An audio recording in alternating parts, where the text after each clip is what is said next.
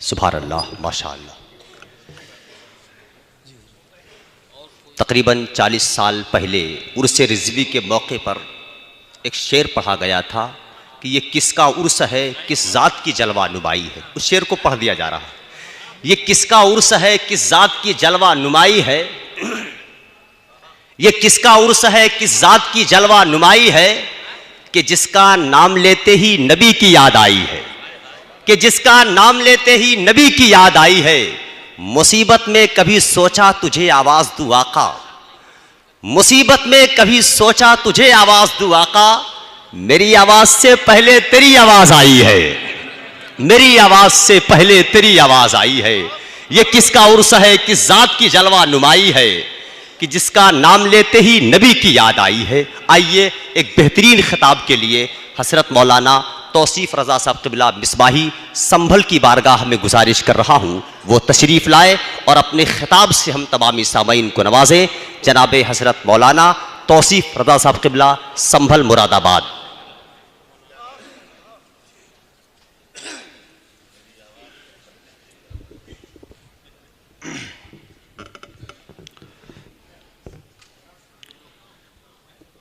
باوقار علماء،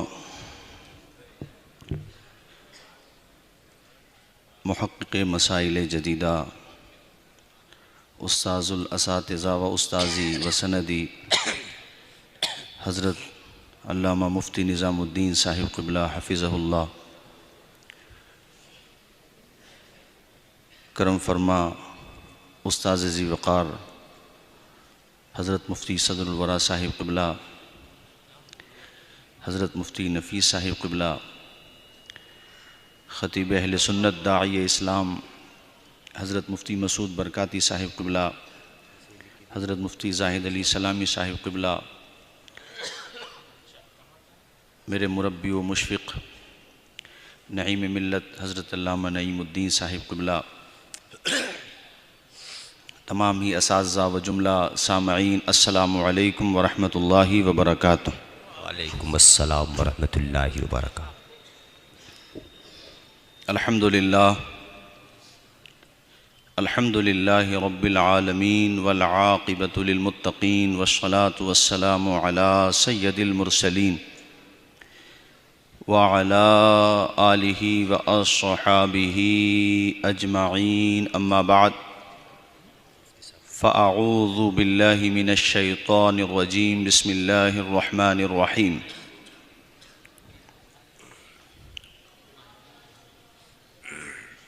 لقد كان لكم في رسول الله أسوة حسنة، صدق الله مولانا العظيم، وبلغنا رسوله النبي الأمين الكريم، ونحن على ذلك لمن الشاهدين والشاكرين، والحمد لله رب العالمين۔ تمامی حضرات، ایک مرتبہ نبی اور آل نبی کی بارگاہ میں نہایت ہی عقیدت و ادب و احترام کے ساتھ درود و سلام کا نذرانہ پیش فرمائیں بآواز بلند، صلی اللہ علی النبی الامی و آلہ صلی اللہ تعالی علیہ وسلم۔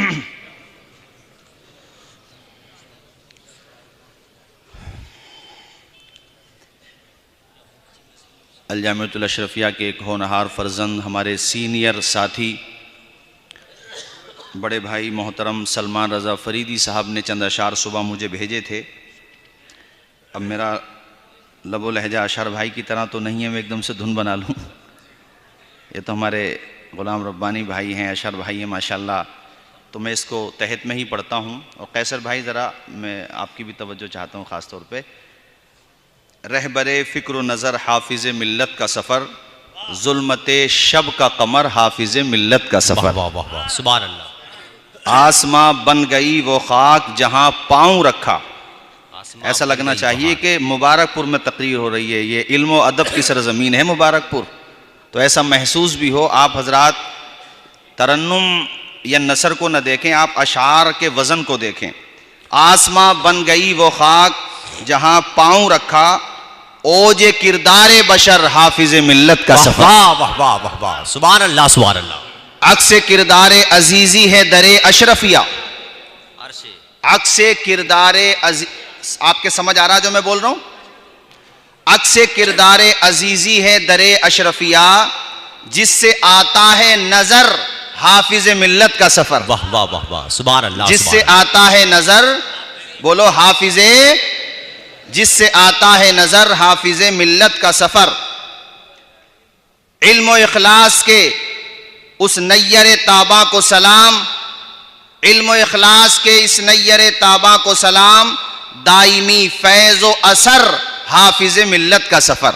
واہ واہ واہ واہ، دائمی فیض و اثر حافظ ملت کا سفر. کاش وہ عزم و تدبر ہو فریدی کا طریق. یہ مقطع ہے مگر اس سے پہلے دو شعر اور سن لیجئے. قوم سے ظلمت الحاد مٹانے کے لیے، قوم سے ظلمت الحاد مٹانے کے لیے اب بھی ہے نور سحر حافظ ملت کا سفر. واہ واہ واہ واہ، اب بھی ہے نور سحر حافظ ملت کا سفر. فتنہ وقت کی آندھی سے لڑا ان کا چراغ. یہ ماشاءاللہ ہمارے بڑے بھائی سلمان رضا فریدی صاحب بڑی محبت کرتے ہیں، تحائف بھی بھیجتے رہتے ہیں مجھے مسقط سے. تو ان کا اخلاقی فرض تھا کہ میں ان کا کلام وہاں پہ پڑھوں جہاں ان کی بھی تمنا تھی اور میری بھی تمنا تھی. میرے لیے یہ بہت بڑا اسٹیج ہے اور میرے لیے سعادت کی بات یہ ہے کہ مبارک پور والے ایسا پیار اور اتنی محبت مجھے دیتے ہیں. میں نے بارہا مبارک پور کی سرزمین پہ کہا ہے، ایسے لگتا ہے جیسے ماں کی آغوش میں آ گیا ہوں. اتنا سکون مجھے مبارک پور میں ملتا ہے. یہ شعر سنیے. فتنہ وقت کی آندھی سے لڑا ان کا چراغ، اور مصباح کے معنی بھی چراغ ہوتا ہے، اسی نسبت سے مصباحی کہلائے جاتے ہیں. فتنہ وقت کی آندھی سے لڑا ان کا چراغ، نقشہ فتح و ظفر حافظ ملت کا سفر.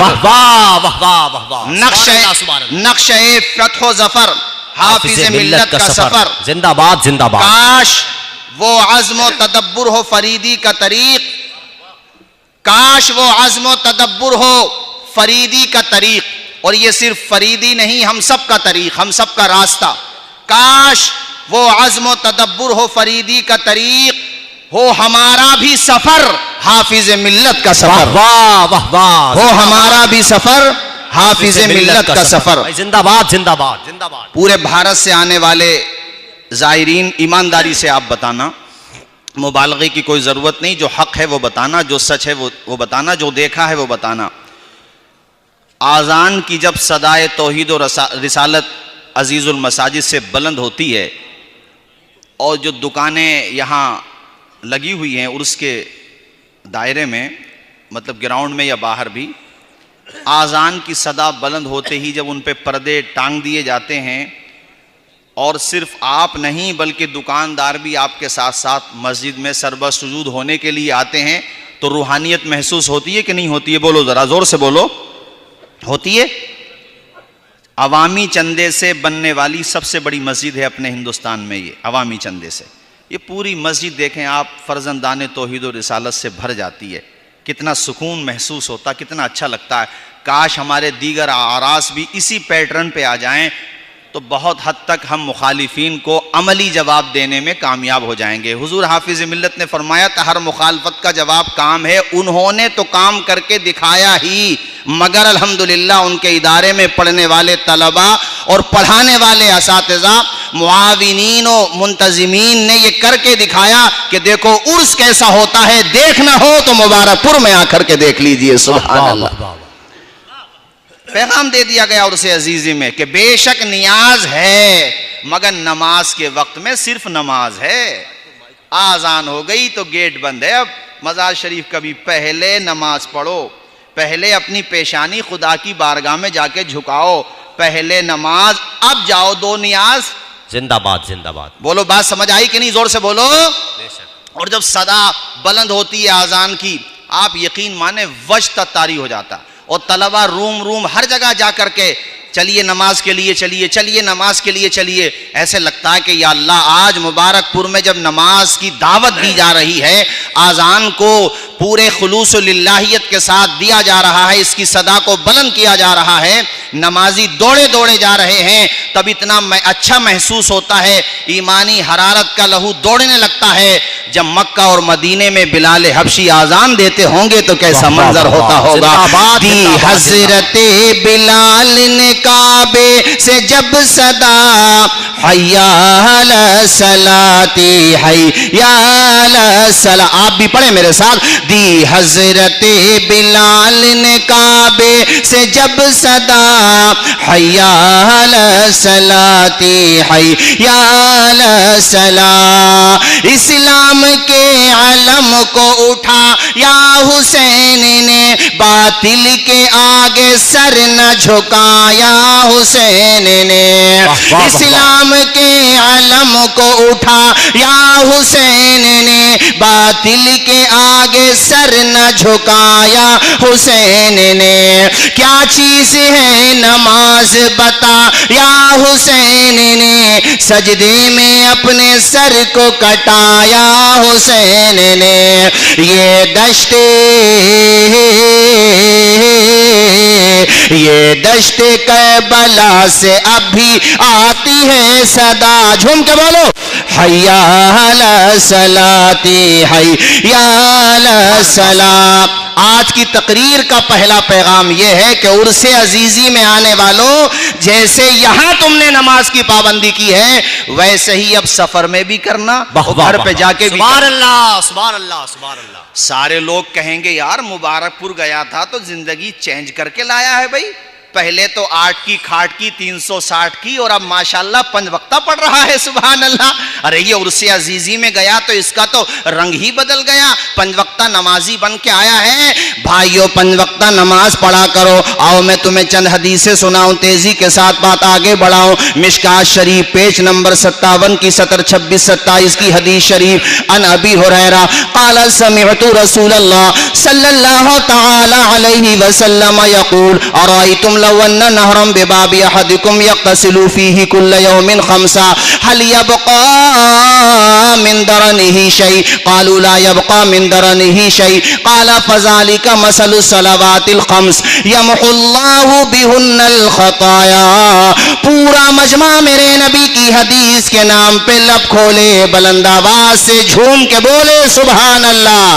مشکات شریف پیج نمبر 58 کی حدیث شریف، ان ابی ذر ان النبی صلی اللہ تعالی علیہ وسلم خرج زمن الشتاء والورق يتهافت قال فقال یا ابا ذر قلت لبیک یا رسول اللہ قال ان العبد المسلم ليصلي صلاة يريد بها وجه الله فتهافت عنه ذنوبه كما يتهافت هذا الورق عن هذه الشجرة۔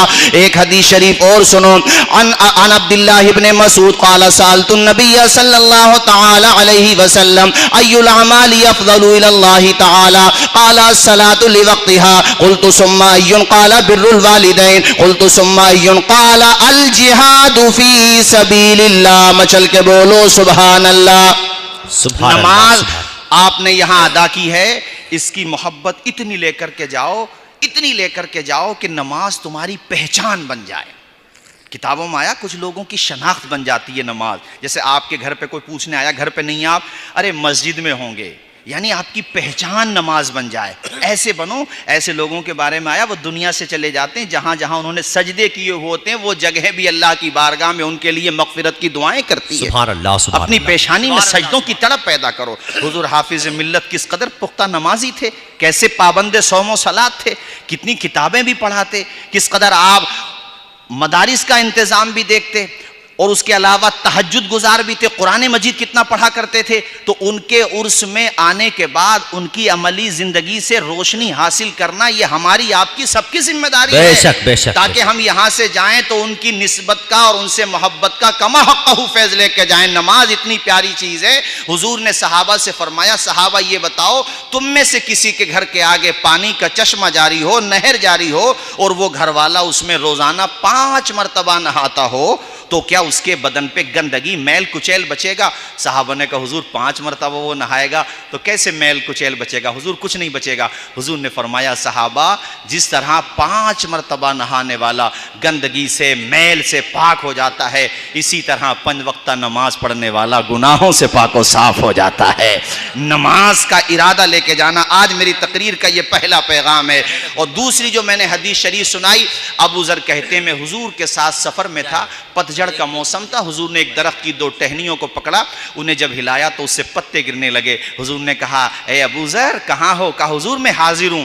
کہا ابو ذر دیکھو جس طرح میرے ہلانے سے پتے گرے ہیں نا، اسی طرح جب کوئی بندہ خلوص کے ساتھ، للہیت کے ساتھ، اللہ کی رضا کے لیے نماز پڑھتا ہے تو اس کے گناہوں کو اللہ تعالیٰ دور فرما دیتا ہے۔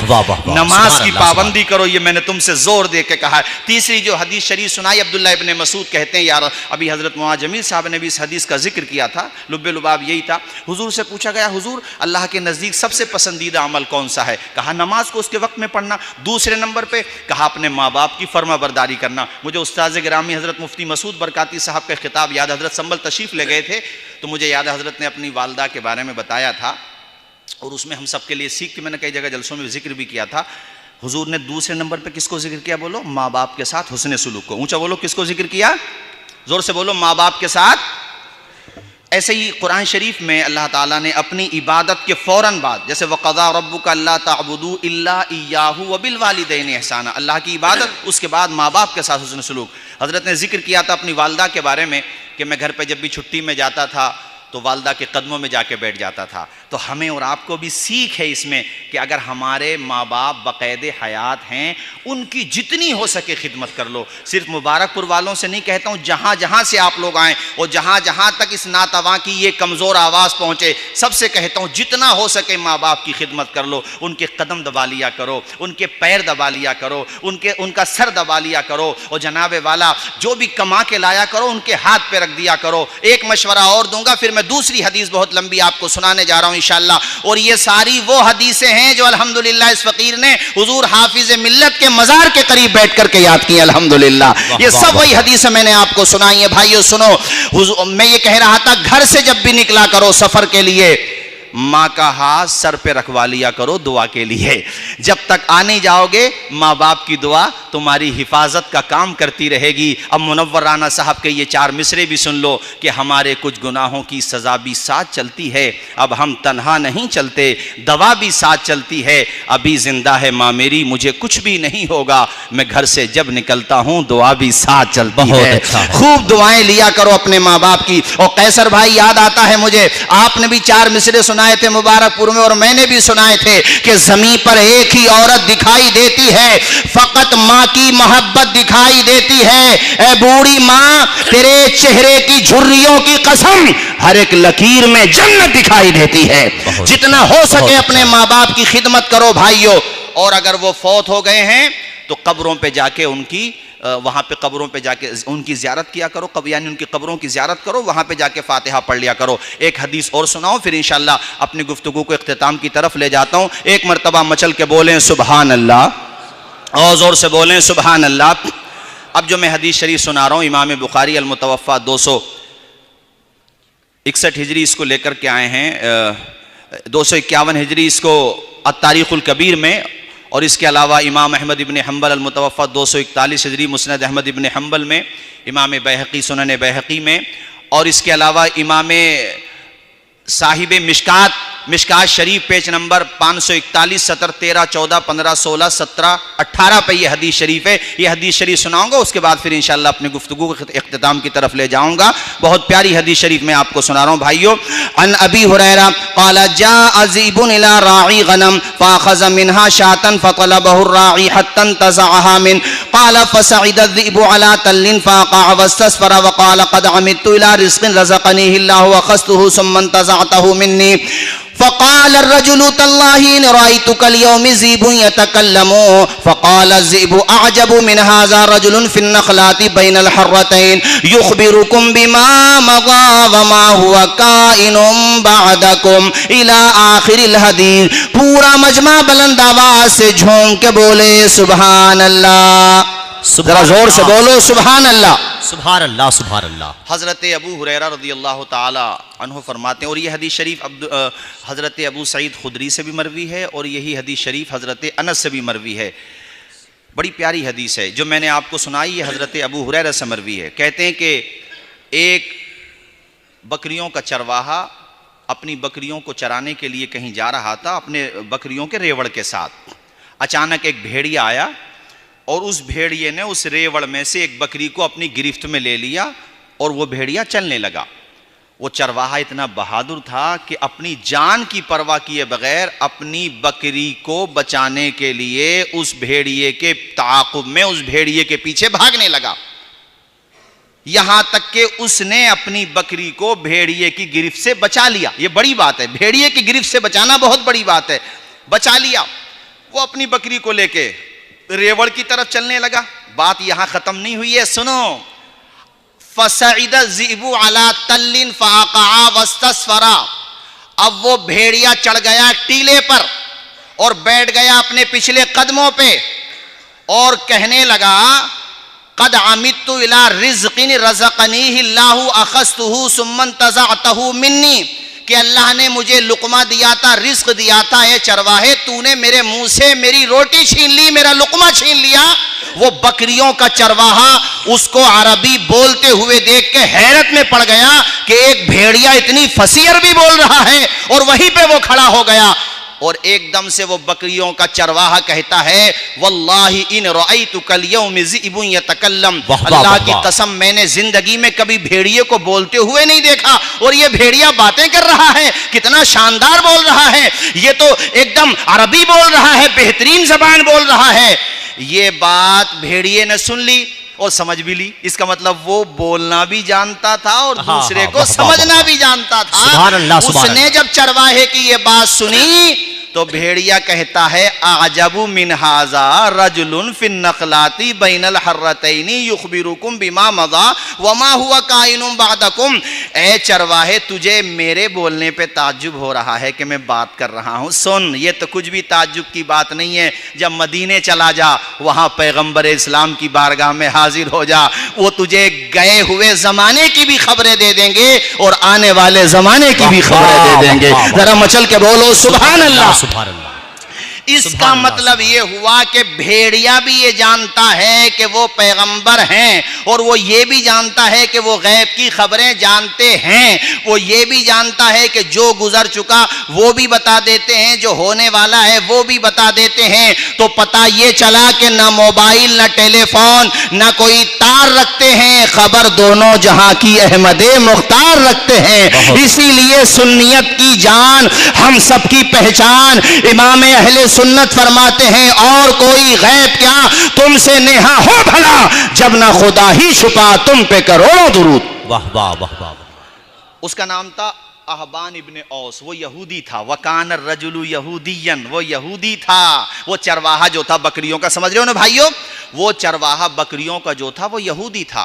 اس کے دل پہ اتنا اثر پڑا کہ بھیڑیا بول بھی رہا ہے اور اس نے اس سے زیادہ تعجب کی بھی بات بتا دی. جس کا پتہ بتایا ہے چلو ادھر ہی چلتے ہیں. اور وہ دوڑا دوڑا حضور کی بارگاہ میں پہنچ گیا. فجاء الی النبی صلی اللہ علیہ وسلم، وہ حضور کی خدمت میں حاضر ہو گیا اور آ کر کے اس نے یہ پوری بات بتا دی.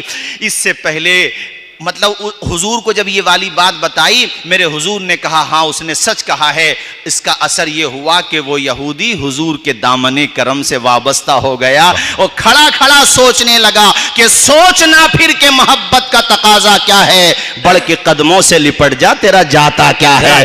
فاسلم، وہ ایمان لے آیا. اللہ اکبر، کیا شان ہے میرے نبی کی. او بھائیو، ایک حدیث متفق علیہ حدیث مسلم میں بھی ہے اور بخاری شریف میں بھی ایک لمبی حدیث کا حصہ ہے. حضور کہتے ہیں ارسلت الی الخلق کافہ، میں پوری تمام کی تمام مخلوقات کی طرف بھیجا گیا ہوں. میرے حضور سے صرف زبان والے ہی محبت نہیں کرتے ہیں، بے زبان بھی محبت کرتے ہیں. اور صرف بے زبان ہی محبت نہیں کرتے ہیں بلکہ بے جان بھی حضور سے محبت کیا کرتے ہیں. اور بھائیو، حضور سے محبت کرو، حضور کی چوکھٹ پہ آ جاؤ. دیکھو آج بہت سی باتیں ہیں آپ سمجھتے ہو، بس اشارے سمجھو. دنیا میں جو تم دیکھ رہے ہو آپ کی نگاہوں کے سامنے ہے، سوشل میڈیا کا دور ہے، سب کچھ دیکھ رہے ہو کہ مکان کیا، مکانوں کی چھتیں، دیواریں، کچھ نہ بچے، کھنڈرات، پوری آبادیاں کھنڈرات میں بدل گئیں، ملبوں کا ڈھیر بن گئیں۔ مگر اس قوم کو اللہ نے کیسا حوصلہ دیا ہے کہ ملبوں کے ڈھیر پہ بیٹھ کر کے وہ صبر و رضا کے دامن کو مضبوطی سے پکڑے ہوئے ہیں، جہاں پہ ان کے ساتھ چھت نہیں، گھر نہیں، دنیا کی کوئی طاقت نہیں، مگر سب سے بڑی طاقت ان کے ساتھ ہے۔ وہ آسمان کی طرف سر اٹھا کے پڑھتے ہیں ان اللہ مع الصابرین، حسبنا اللہ پڑھتے ہیں۔ کتنا مضبوط ایمان ہے ان کا۔ میں نے ایک بچے کا ویڈیو دیکھا، میں کیا آپ بھی روئے ہوں گے کہ ٹانگ پھٹی پڑی ہے، آپریشن ہو رہا ہے، آپریشن تھیٹر میں لائٹنگ تک نہیں ہے، بے ہوش کرنے کی دوا تک نہیں ہے، مگر تصور تو کرو اس بچے کے ایمان کو سلام کرو، اور اس بچے کو پرورش دینے والی اس ماں کو بھی سلام کرو جن ماں نے ایسے بہادر بچوں کو جنا ہے، ایسے بہادر بچوں کو پیدا فرمایا ہے کہ ٹانگ پھٹی پڑی ہے، بغیر بے ہوشی کے اس کا آپریشن ہو رہا ہے، میڈیسن تک نہیں، لائٹنگ تک نہیں، موبائل کی ٹارچ جلا کر کے بچے کا آپریشن کیا جا رہا ہے۔ اس بچے کا جیسے ہی آپریشن شروع کیا جاتا ہے،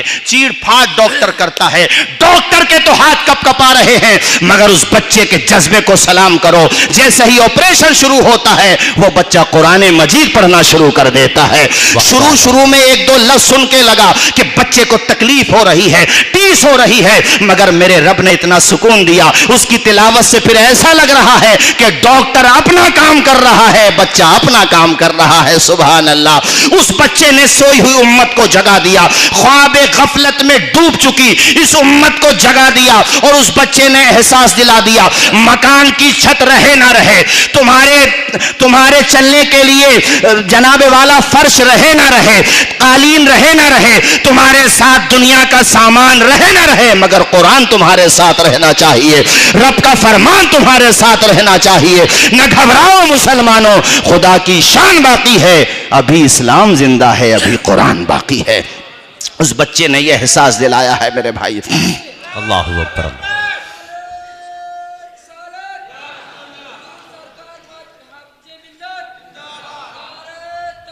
اللہ اکبر، اللہ اکبر، ماشاء اللہ ماشاء اللہ، زندہ باد زندہ باد۔ چونکہ اہل علم بھی کافی تعداد میں ہیں، بڑے ادب کے ساتھ، جو میرے ہم عمر میرے ساتھی ہیں، چونکہ ہم نے اپنے اساتذہ سے یہی سیکھا، میرے مربی میرے مشفق حضرت مفتی زاہد سلامی صاحب قبلہ، جو ہمارے پورے خطے کے علماء کرام وہاں کے طلباء کو یہاں لانے کا ذریعہ بنتے ہیں، اور ہمارے تمام ہی علماء ذوی الاحترام، حضور محقق مسائل جدیدہ، تمام ہمارے اساتذہ، اللہ تعالیٰ سب کے سائے سلامت رکھے پروردگار عالم۔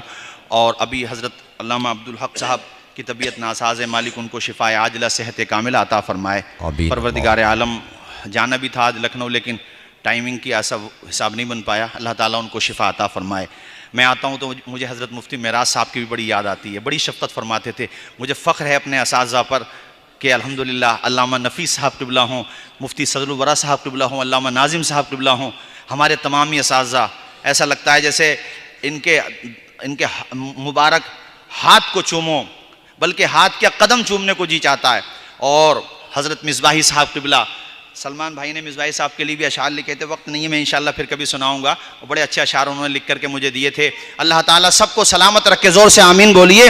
اللہ تعالیٰ خوب لمبی لمبی عمریں عطا فرمائے، ہماری عمریں لگ جائیں ہمارے اساتذہ کو۔ آج ہم جو یہاں پہنچے ہیں یہ ہمارے اساتذہ کی دعاؤں ہی کا تو نتیجہ ہے میرے بھائیوں، خود سے چل کر نہیں یہ طرز سخن آیا ہے، پاؤں دابے ہیں بزرگوں کے تو فن آیا ہے میرے بھائی، یہ اساتذہ کی دعاؤں کا نتیجہ ہے۔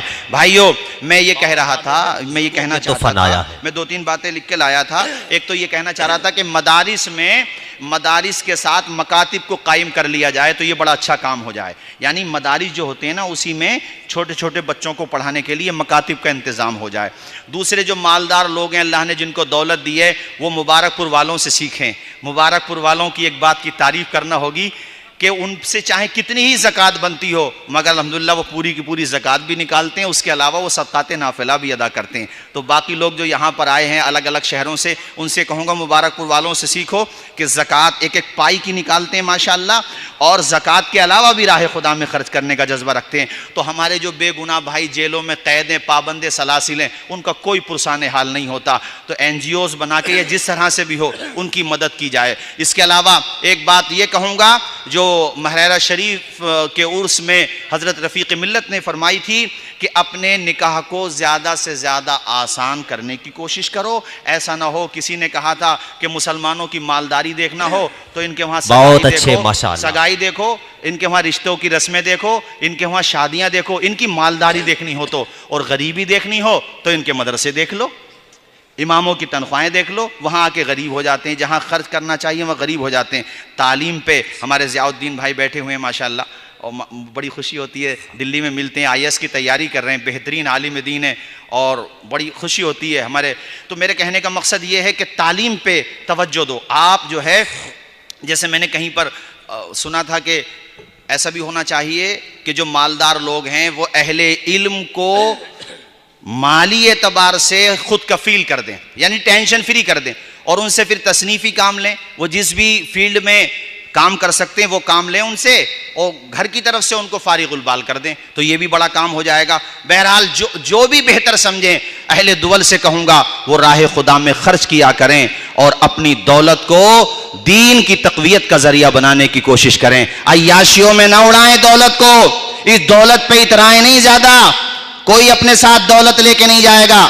کفن میں جیب نہیں ہوتی ہے اور قبر میں الماری نہیں ہوتی ہے. بڑے بڑے دھنا سیٹ آ گئے, میں ولدیت کے غائب ہو گئے, پتہ بھی نہیں چلا ان کا, کوئی نام و نشان نہیں رہا ان کا, کوئی ذکر نہیں رہا. نام زندہ اسی کا رہے گا جو عثمان غنی کے راستے پر چلے گا, راہ خدا میں جو خرچ کرے گا اس کا نام زندہ رہے گا. ورنہ دولت والے کتنے آئے میاں, آ کر کے چلے گئے ہیں, پیوند خاک بن گئے. وہی کفن کے 3 کپڑے لے کے جائیں گے, وہ بھی جو مزدور لے کر کے جاتا ہے. لیکن اللہ کی راہ میں اگر دولت اٹھا کے جائیں گے تو یہ دولت اللہ تعالیٰ ان کی نجات کا ذریعہ بنا دے گا اپنے کرم سے. وما علینا الا البلاغ. السلام علیکم ورحمۃ اللہ وبرکاتہ.